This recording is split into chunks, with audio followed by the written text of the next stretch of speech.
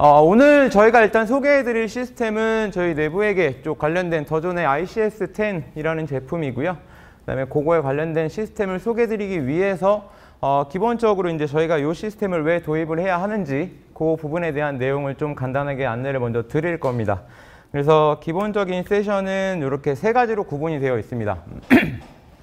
저희가 이제 한참 이슈가 되고 있는 이제 내부회계 관리 제도가 이제 신외관법이 개정이 되면서 좀 내용이 바뀐 부분들이 좀 있죠. 좀 상향이 되는 부분들이 있고, 그리고 이제 그런 부분에 있어서 이제 기업에서 진행해야 되는 저희 내부회계 관리 운영에 대한 키포인트 같은 부분들을 좀 간단하게 안내를 해 드릴 거고요. 그리고 저희가 이제 오늘 원래 주제가 이제 기존에 저희 C3라는 내부회계 관리 시스템이 좀 있었습니다. 그래서 그 시스템과의 차이점 위주를 간단하게 좀 안내를 해 드릴 겁니다. 저희 C3를 아까 안 쓰시는 고객사들도 좀 계시고, 혹시 C3 쓰시는 고객사가 많이 계실까요? 한 군데? 두 군데? 밖에 없나요? 다시 한 번만 여쭤봐요. 한 군데 있었고, 한 군데 또 손 들어주셨고, 또 C3 쓰시는 고객사 혹시 있으세요? 없으세요? 그럼 C3랑 전혀 무관하게 방문을 해주신 부분이실까요? 제가 되게 어려운 질문을 드리는 건 아니죠? 간단하게 이제 쓰시는지 안 쓰시는지 정도만. 그래서 이제 원래는 이제 주제가 저희가 기존에 이제 C3를 사용하시는 고객사분들이 이제 검토에 관련된 부분들만 진행이 되고 변경된 외관법에 대한 감사 대응이 안 돼서 이제 그 부분에 대한 차이점 위주를 좀 간단하게 안내를 해드릴 겁니다.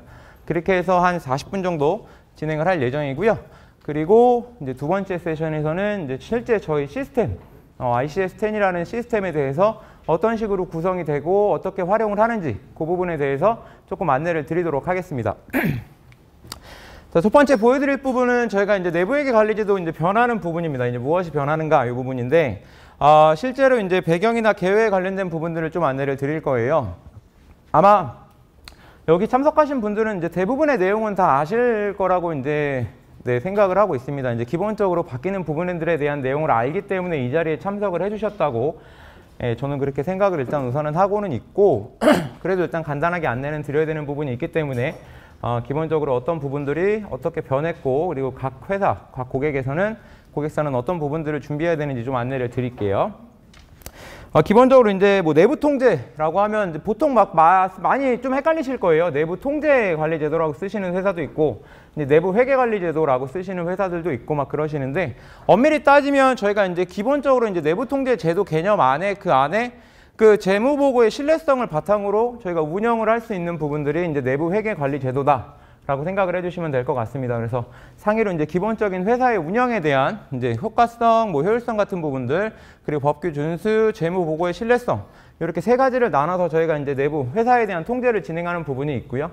그 안에서 재무 보고의 신뢰성에 초점을 맞춰서 구축이 되는 부분이 이 내부회계 관리 제도라고 생각을 해주시면 될 것 같습니다.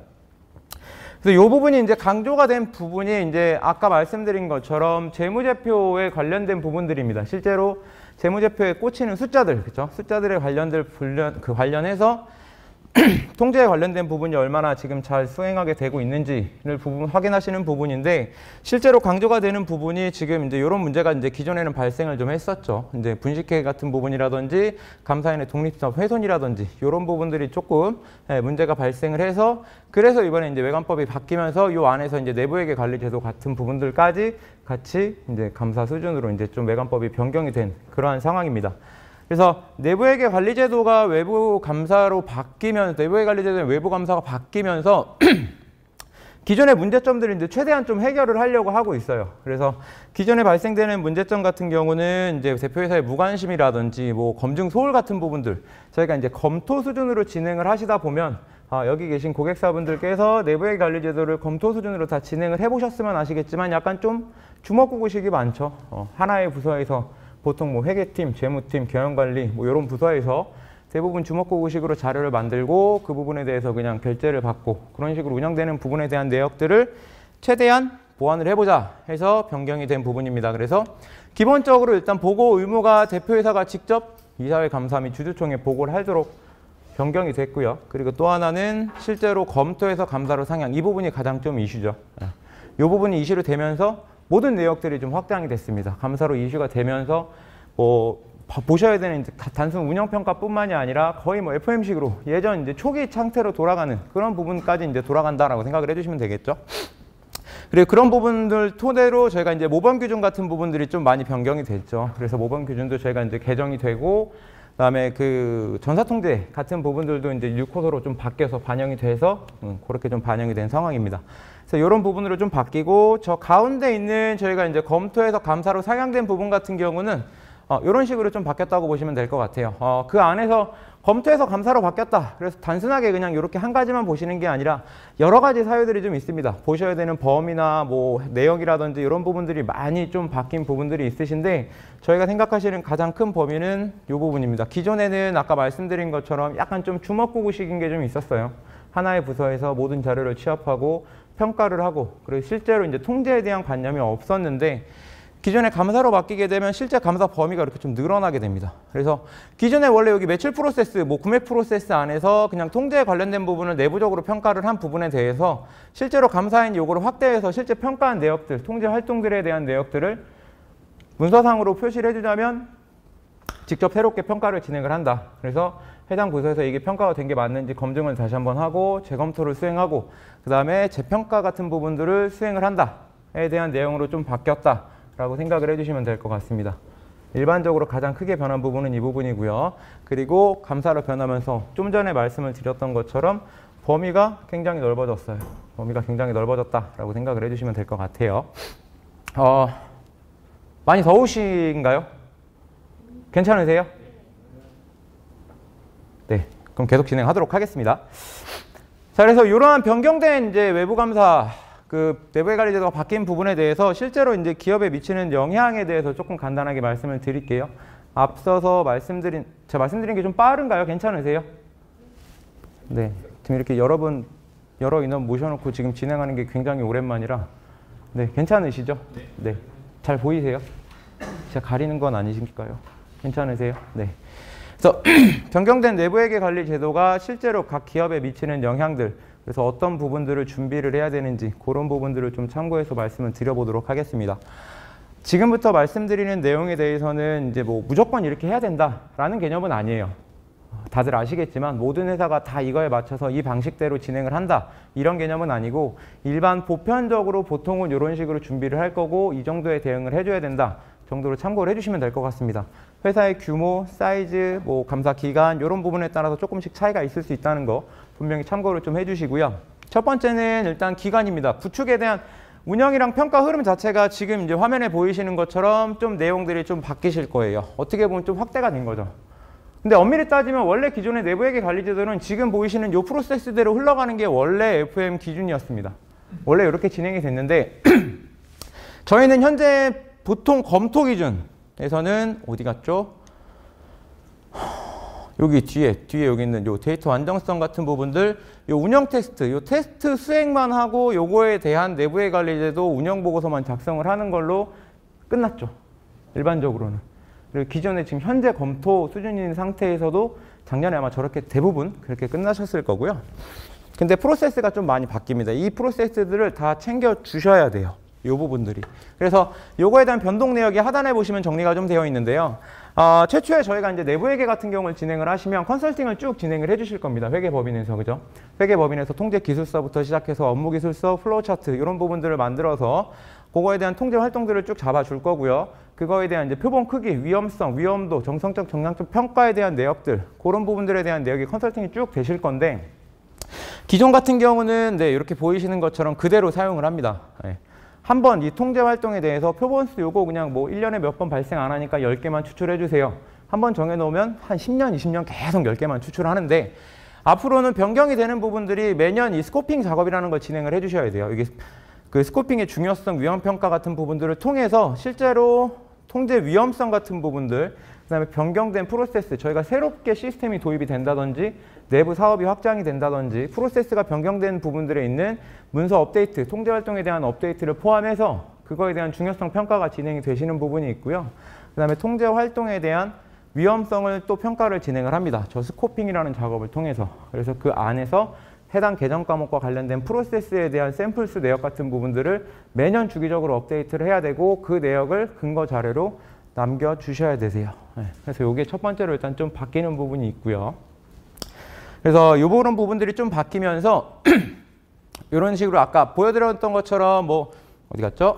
대표이사 변경사항 의무 강화, 인증 수준 상향, 그다음 모범 기준 변경 이런 부분들을 통해서 저희가 준비해 주시는 게 앞서서 말씀드린 것처럼 이런 프로세스가 많이 바뀌실 거다라고 말씀을 드렸고요. 이 프로세스에 맞춰서 저희는 죄송합니다. 이런 부분들이 저희가 좀 보완이 돼야 된다라는 부분들이 좀 진행이 되고 있습니다. 그래서 기존에 원래 운영평가만 진행하는 부분에 있어서는 저런 부분들에 대한 충당을 못하기 때문에 기존에 이제 저희 감사의 전환을 대응한 내부회계에 대해서, 내부회계 관리제도에 대해서 감사로 전환하기 위해서는 각 기업에서는 이런 내역들을 진행을 해줘야 된다라고 생각을 해주시면 될 것 같아요.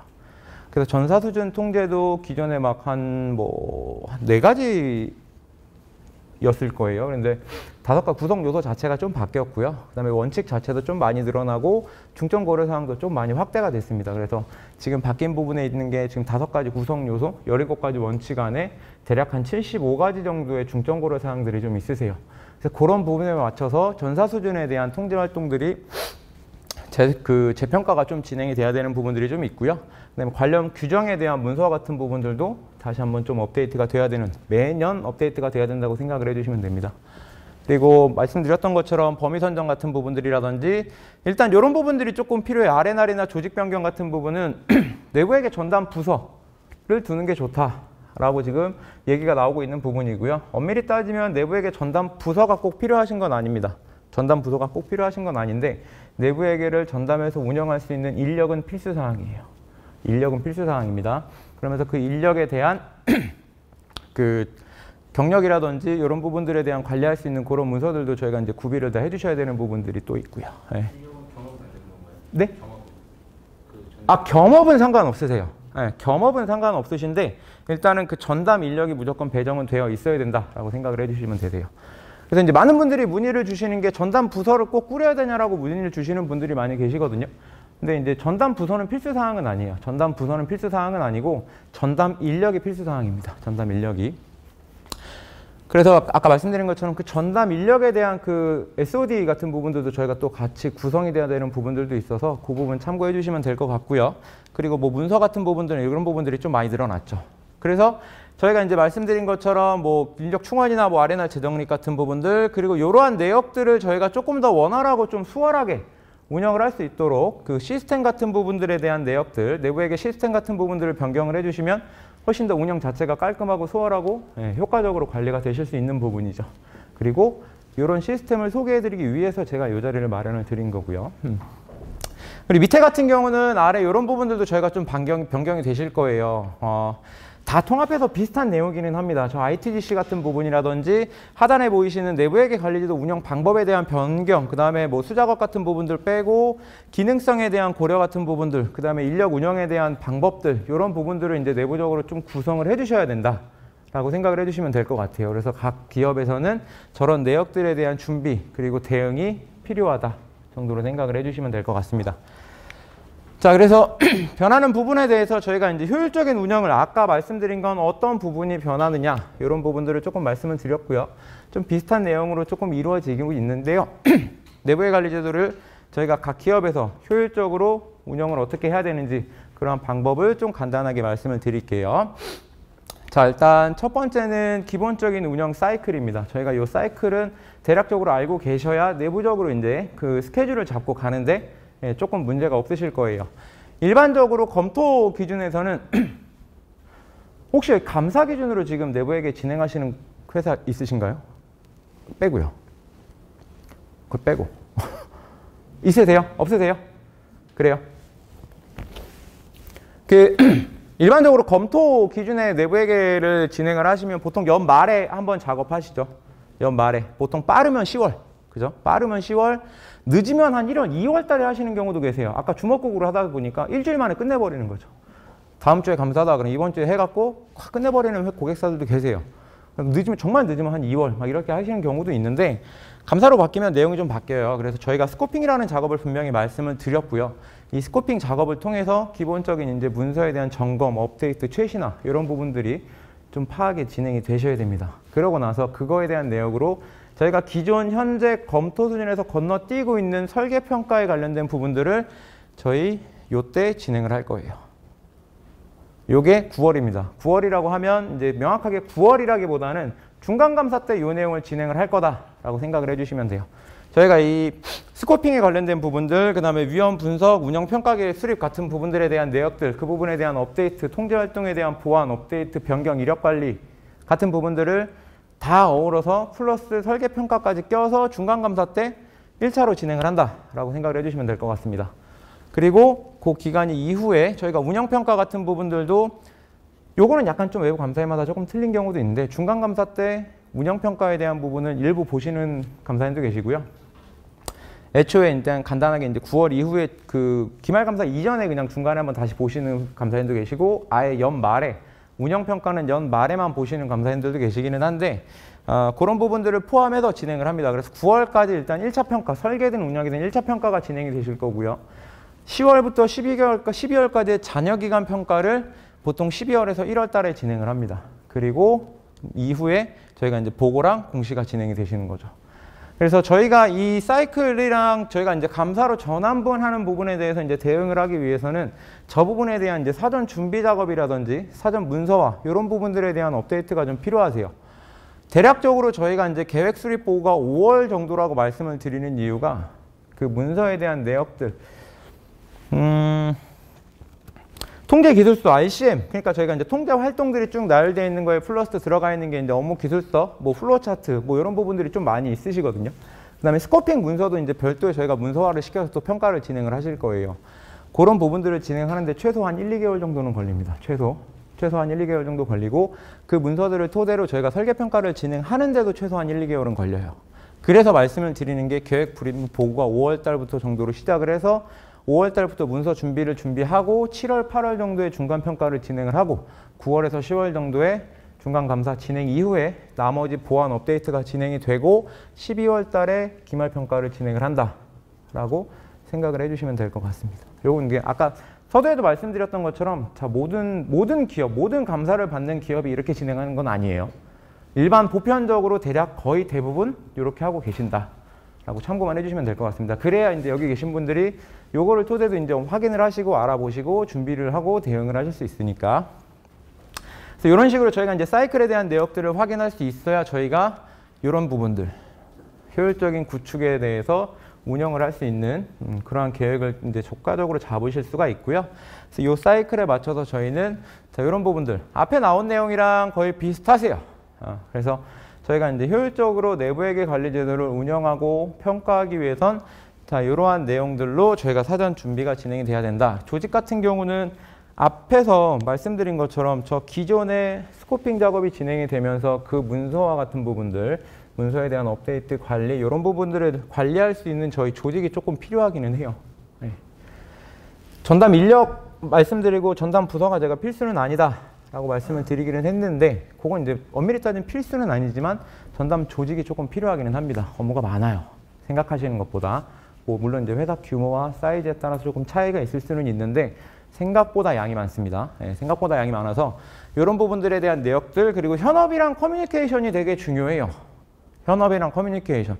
이게 감사 쪽 고객사를 제가 계속 구축을 하면서 제가 지금 계속 구축을 다니고 있는데 구축을 하면서 항상 느끼는 건데 기존의 검토 수준에선 말씀드렸다시피 연말에 통제활동 뿌려주고 필요한 증빙들을 요구를 해서 받아서 한쪽 부서에서 다 정리를 하셨으면 감사 수준에서는 그렇게 진행을 해주시면 안 돼요. 원래 기존의 검토 수준에서도 그렇게 진행하는 게 아닌 건 맞는데 대부분 그렇게 진행을 해주셨거든요. 근데 그렇게 진행을 하면 안 되고 현업에 대한 협조가 반드시 필요합니다. 추가돼야 되는 자료들이 굉장히 많아요. 그냥 해당 통제 활동들에 대해서 자 샘플 5개가 필요하니까 이거 5개만 넘겨줘. 이렇게 해서 끝날 일이 아닙니다. 그래서 이 5개를 뽑아내는 기준과 뽑아내는 대상들 이런 부분들 보통 모집단이라고 표현을 하는데요.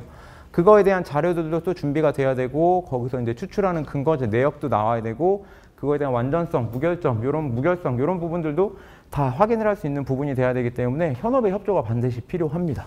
그런 부분들이 있어서 현업에 대한 커뮤니케이션이 조금 필요하고요. 그 다음에 이런 부분들 지금 말씀드린 것처럼 여기 이제 솔루션을 활용한 이제 용이한 구축이라고 써 있기는 한데 앞서서 말씀드린 부분이 이제 좀 많이 있으시니까 그렇죠? 준비해 주시고 신경 쓰시고 관리하실 게 많기 때문에 그런 부분들을 이제 저희가 이제 ERP 혹은 뭐 지금 저희 거 이제 다 쓰고 계시는 고객사시니까 뭐 iQ든 스마트A든 IU든 사용을 하고 계시는 이유가 재무 정보에 대한 내역들을 좀 더 편리하고 관리를 하기 위해서 도입을 하시는 것처럼 저희 시스템도 마찬가지입니다. 그래서 실제로 내부회계 관리 제도를 좀 더 효율적으로 표준화시켜서 안정성 있는 평가를 진행을 해서 효과적인 데이터를 뽑기 위한 솔루션에 대한 구축 도입도 많이 도움이 되실 거예요. 그래야 현업에 대한 내역들도 그렇고 관리하시는 입장에서도 훨씬 도움이 되고 관리를 하실 수 있다. 그리고 그 부분에 대한 보통 ITC 관련된 부분인데 이렇게 리스크 관리 같은 부분들도 훨씬 조금 더 수월하게 관리를 할 수 있다라고 생각을 해주시면 될 것 같습니다. 그리고 마지막 같은 경우는 조금 고도화예요. 고도화인데 보면 이제 구축 운영 과정에서 비용과 시간 투자 같은 부분들, 뭐 RPA 등을 이렇게 쭉 나오고 있는데 고도화는 그냥 한마디로 설명을 드릴게요. 자동화라고 생각을 해주시면 됩니다. 표현은 고도화인데 자동화, 좀 이해하기 쉽게 설명드리면 고도화의 내용은 자동화다라고 생각을 해주시면 돼요. 1년에 예를 들면 이건 이제 추후 방식인데 이제 효과적으로 좀 운영을 하기 위한 부분이죠. 저희가 샘플을 계속 뽑아내고 자료를 취합을 할 거예요. 그 자료를 취합하는 시스템과 이 시스템을 연동을 해서 저희가 이제 뭐 현업에 요청을 할 필요 없이 그냥 자동으로 데이터들을 추출하고 평가 결과까지 도출을 해놓는 겁니다. 그래서 샘플에 대한 내역들, 뭐 전표다 하면 전표 리스트를 ERP에서 끌고 와서 거기에 있는 금액 혹은 날짜, 승인자, 승인일자 이런 부분들을 다 취합을 해서 이제 최종적인 평가까지 관리할 수 있도록 그렇게 운영을 해줄 수 있는 게 이제 최종적인 이제 목표죠. 저게 이제 고도화 단계로 들어가고 있는 부분입니다. 그래서 운영을 하심에 있어서 조금 더 수월하고 효율적으로 확실한 완전성 있는 데이터가 나올 수가 있는 부분인 거죠. 그래서 이렇게 저희가 이제 효율적인 방법으로는 간단하게 좀 안내를 드릴 수 있고요. 다음은 저희가 이제 내부회계 관리 쪽 키포인트를 좀 간단하게 말씀을 드리겠습니다. 제가 지금 설명드린 부분이 내부회계 관리 제도가 변경된 내역들, 그리고 어떤 게 바뀌는지, 그리고 저희가 어떤 부분들을 준비를 해주면 좋은지, 그리고 어떻게 대응을 하면 되는지, 어떻게 운영을 하면 되는지에 대해서 앞서 설명을 드렸고요. 지금 설명드리는 부분은 변경된 내부회계 관리 제도, 아까 제가 변경되는 부분이 그냥 검토해서 감사, 요거 한 가지 말씀드렸는데 그거 외적으로 저희가 조금 확대되는 부분이 있다고 말씀을 좀 드렸죠. 목소리 잘 들리시죠? 괜찮으시죠? 네. 그 부분에 대해서 좀 설명을 드릴 거예요. 그래서 핵심 이슈라고 좀 설명을 드리고 있는데 가장 큰 핵심 이슈 저희가 정리를 해놓은 게 이렇게 한 7가지 정도가 포함이 되어 있습니다. 그래서 아까 단순히 검토해서 감사로 넘어가는 거, 그래서 이제 저희가 뭐 대표이사가 보고를 해야 되고 전체 뭐 감사 때 뭐 감사인이 와서 뭐 다시 한번 재평가 문서 검사 재수행을 한다, 뭐 이런 부분 외적으로 저희가 실질적으로 준비해야 되고 확대되는 내역들이 요 이슈 사항이세요. 그래서 전사 수준에 대한 재평가, 아까 말씀드린 것처럼 5가지 구성 요소, 17가지 원칙, 75가지 중점 고려 사항을 기준으로 전사 수준에 대한 내역이 재설계가 돼야 되는 부분이 있고, 경영진 검토 통제라고 또 MRC 많이 혹시 들어보셨나요? MRC? 매니지먼트 리뷰 컨트롤이라고 해서 경영진에 대한 검토와 의사결정이 필요한 내역입니다. 쉽게 설명드리면. 여기서 말하는 경영진은 저기 위에 있는 이제 대표님, 임원 이런 분들이 아니고요. 저희가 저 해당 통제 활동에 대한 결정권을 갖고 있으신 분이라고 생각을 해주시면 될 것 같아요. 그리고 또 하나는 이게 또 되게 뜨거운 감자인데 요 IP라는 게 좀 있습니다. Information Produced by Entity 해갖고 IPE라는 게 있는데 저거에 대한 자료도 저희가 또 확대가 돼요. IP를 간단하게, 요것도 간단하게, IP가 굉장히 복잡하긴 한데요. IP를 그냥 간단하게 제가 설명드릴 수 있는 선에서 간단하게 설명을 드리면 저희가 뭔가 자료가 나오기까지의 모든 과정에 대한 내역이라고 생각을 해주시면 됩니다. 예를 들어서 뭔가 시스템, 저희 뭐 예를 들어 그룹웨어를 저희 거랑 같이 사용을 하고 계신 상황인 거면 저희 이제 그룹웨어에서 지출결에서 작성을 하시면 그게 저희 이제 ERP 쪽으로 전표가 넘어오는 행위가 있거든요. 그래서 전표가 이제 ERP에 꽂혀서 그 전표를 바탕으로 재무제표가 확정돼서 나옵니다. 그래서 그 과정들에서 운영되는 그 프로세스 같은 부분들을 IP이다라고 설명을 간단하게 좀 드릴 수가 있는데 이 뒤에서 설명을 좀 자세하게 한번 다시 드릴게요. 조금 많이 복잡해집니다. 그리고 또 하나는 이 부분, 저 리스크 베이스드 스코핑이라고 나와 있기는 한데 이건 앞서서 말씀드린 내용이랑 똑같아요. 저희가 이제 스코핑을 기존에 이제 RCM, 컨설팅된 RCM 자료 하나만 가지고 움직이는 게 아니라 저렇게 관련된 스코핑 관련된 기준으로 위험 기준으로 저희가 이제 스코핑 작업을 새롭게 진행을 해야 된다. 이 부분 내용이고요. 그 다음에 이제 전담 조직에 관련된 부분들 매뉴얼 재정비 나오고, 그 다음에 이제 문자 시스템 연계 방안이라든지, 그 다음에 연결 내부 회계가 지금 또 한참 좀 이슈가 되고 있죠. 그래서 연결 내부 회계에 대한 도입의 중요성, 이 부분까지. 그래서 이렇게 7가지가 지금 현재 그나마 제일 크게 많이 이슈가 되고 있는 부분이다 라고 생각을 해주시면 될 것 같습니다. 자, 그래서 하나씩 설명을 좀 드릴 건데 죄송합니다.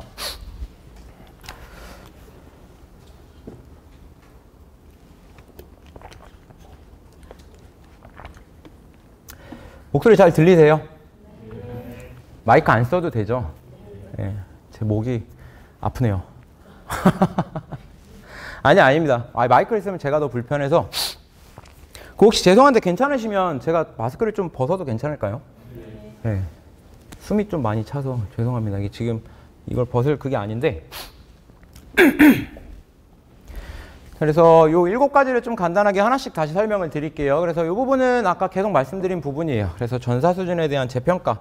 기존 사례랑 저희가 이제 변경되는 부분에 대해서 좀 표시가 됐고요. 기존에는 아까 4가지 통제 환경, 위험 평가 이 부분에 대한 게 개정 모범 기준에 맞춰서 저희가 이제 5가지 구성 요소, 그리고 17가지 원칙, 그리고 75가지. 요거는 조금 이제 차이가 조금 있어요. 모범 기준 기준으로는 한 75가지가 나오시는데 회계법인에서 컨설팅을 해주시는 데는 한 80개 넘는 데들도 좀 있기는 해요.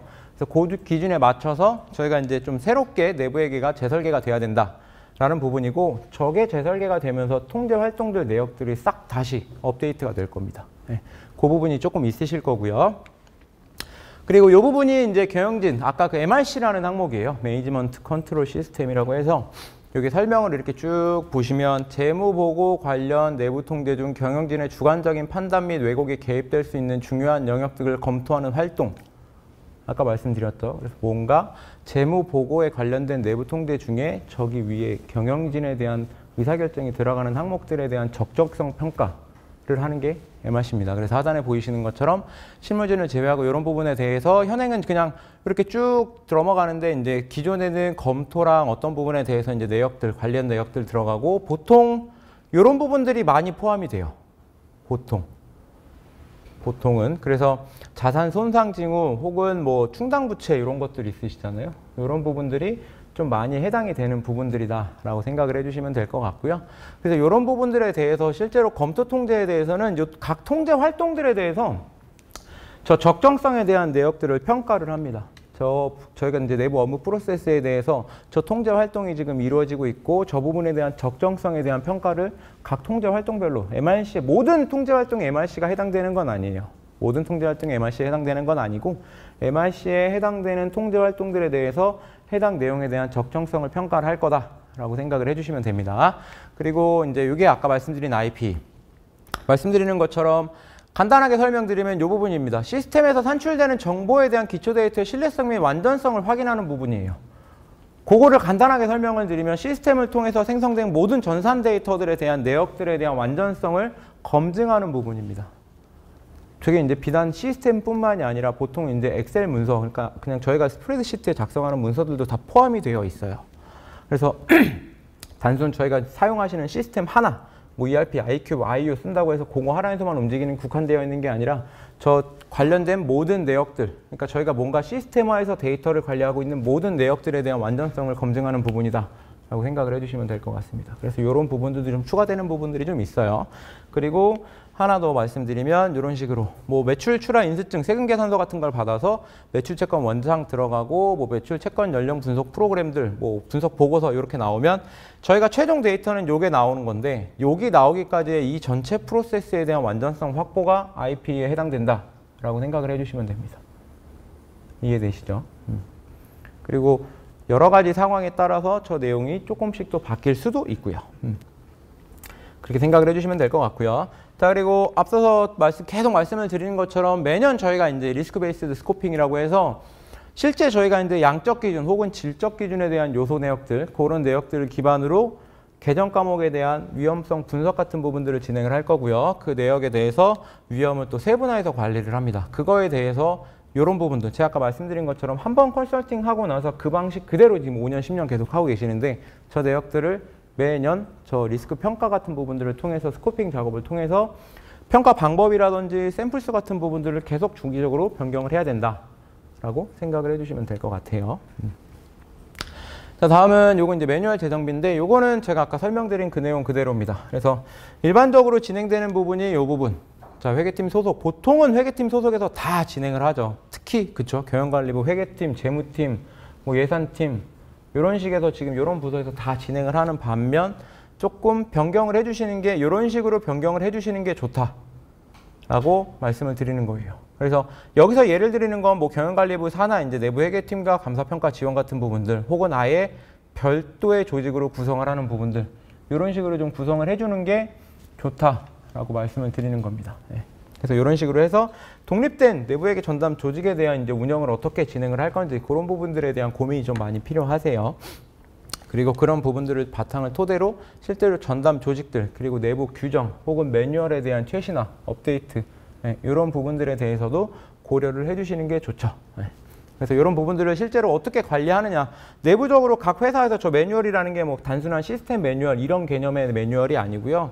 이렇게 보이시는 것처럼 내부 통제 어떻게 관리를 하는지 그 다음에 EUC 운영은 어떻게 하는지 부정위험 평가 같은 부분들, 관리제도 운영 같은 부분들, 실제 각 회사에서는 어떤 식으로 우리는 진행을 하고 있는지 그런 부분들에 대한 전반적인 이제 매뉴얼이 필요한 부분입니다. 네, 그런 부분들이 좀 구비가 되어야 된다 정도로 생각을 해주시면 될 것 같아요. 자, 그리고 하나는 이제 이 부분은 이제 그 저희 문서관리 시스템 연계 방안이나 RPA 같은 부분인데 제가 아까 효율적인 운영 방안의 맨 밑에 고도화 한번 설명드렸죠. 고도화. 네, 그 부분에 대한 내용입니다. 그래서 실제로 이 부분에 대해서는 좀 이슈예요. 이슈는 이슈인데 이걸 꼭 해야 된다는 아닙니다. 근데 이걸 하면 할수록 이제 자료의 신뢰성이 이제 많이 올라가시는 거죠. 그래서 이런 부분이 죄송합니다. 이런 부분을 간단하게 설명을 드리면 실제로 여기에 있는 문서 생성, 대사, 승인, 검토 이 부분은 각 법인, 각 기업에서 진행하고 계시는 프로세스다라고 생각을 해주시면 되세요. 각 프로세스를 이 문서관리 시스템, 이건 그냥 예시로 들어드리는 건데 이런 문서관리 시스템에서 그 데이터를 전체를 다 보관을 하고 예를 들면 저희는 사용하시는 ERP가 되실 수 있습니다. 별도의 시스템을 꼭 구성을 해야 되는 건 아니에요.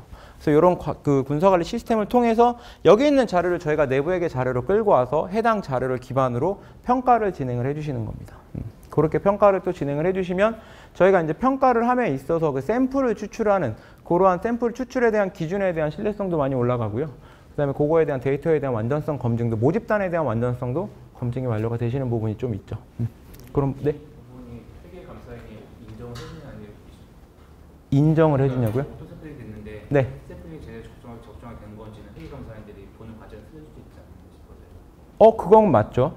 그거는 맞는데 그 부분 같은 경우는 저 앞에서 말씀드린 그 앞단 스코핑에서 샘플링을 추출하는 기준 말씀드렸죠. 그 기준이 일단 앞단에서 선행이 돼야 되는 거고요. 그거에 맞춰서 얘가 도출이 됐다. 그럼 이제 문제가 없어지는 거죠. 그거 말씀하신 거에 대해서 한 가지만 조금 말씀을 드리면 저희가 이거를 왜 계속 말씀을 드리냐면 저 뒤에 있는 것도 마찬가지거든요. 이거는 지금 실제로 검증에 대한 자동화예요. 실제 타 시스템이랑 연동해서 이제 데이터를 끌고 오는 부분인 거고 얘 같은 경우는 지금 문의 주신 내용이랑 조금 비슷해요. 샘플에 대해서 표본수를 갖고 오고 결론을 도출하는 내용인데 이게 오토 샘플링에 대한 기능이 수행이 가능하냐에 대한 여부거든요. 이 부분을 계속 말씀을 드리는 이유가 자, 간단하게 그냥 예를 들어 볼게요. 통제 활동에 있어서 샘플을 뭔가 한 10건 정도를 샘플을 추출해야 되는 통제 활동들이 만약에 있는 경우에 저희가 일단 지금 현재는 그냥 그 10건만 추출을 해서 보완을 해서 보고를 하시죠. 그 외적의 자료는 없습니다. 근데 변경된 부분에서 한 가지 확인하시는 게 뭐냐면 그 10건을 지금 문의 주신 것처럼 어디에서 가지고 왔냐예요. 어디에서. 그럼 이제 그 모집단이라는 얘기가 있거든요. 모집단과 샘플이 조금 두 개로 나눠져 있는데 이 모집단이라는 게 이 샘플을 갖고 온 그 위치가 되는 거죠. 그래서 만약에 전표를 10건을 추출해야 된다. 그럼 기간이 저희가 1월부터 12월까지다. 그럼 1월부터 12월까지의 전체 전표 내역이 저희 이 평가 활동에 대한 모집단이 되는 겁니다. 모집단이 되시는 거고 거기서 10건을 무작위로 추출해 주시는 건데 그 제가 완전성을 말씀을 드리는 이유는 이 시스템이 연계가 되어 있다. 그럼 ERP 안에 이미 저희는 모든 행동을 ERP로 작업을 하고 있고요. 그 내역들이 여러 가지 문서, 뭐 MRC나 IPA 같은 부분으로 저희가 이제 그 적정성에 대한 검토를 끝내놓고 있고요. 그 그래서 우리는 ERP에서 문서 10개를 그대로 추출을 했습니다 하시게 되면 애초에 모집단은 ERP에 있는 거 전체가 모집단이 되시는 거예요. 그럼 이미 여기에서 우리가 예를 들어 전표가 한 1000개 정도 있다 했을 때 이미 ERP에 1000개는 그대로 다 조회가 되시는 거고 그중에 저희가 10개를 뽑아냈기 때문에 이 모집단에 대한 완전성, 신뢰성, 자 1000개인 거를 신뢰할 수 있다가 되는 거고요. 자동화가 만약에 안 된다. 그럼 저희가 현업에서 뭘 해야 되느냐. 이 1000개에 대한 리스트를 만들어서 자 우리 모집단, 이 통제활동의 모집단은 이렇게 1000개가 있습니다가 돼야 돼요.